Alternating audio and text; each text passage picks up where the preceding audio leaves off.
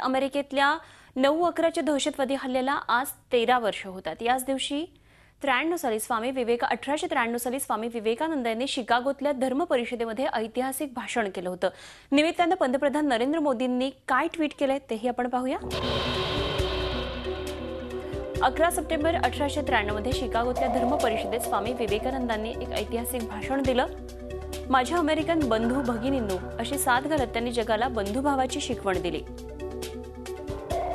9/11 म्हटलं की दोन चित्र दिसतात, एक 2001 मधलं विध्वंसाचं आणि दुसरं स्वामी विवेकानंदांनी 1893 मध्ये दिलेल्या बंधुभावाच्या शिकवणीचं। स्वामीजींच्या विचारांचं आचरण केलं असतं तर अमेरिकेतल्या 2001 ची 9/11ची विध्वंसक घटना घडली नसती, असं आज नरेंद्र मोदींनी ट्विट केलंय। झी 24 तास रहा एक पाऊल पुढे।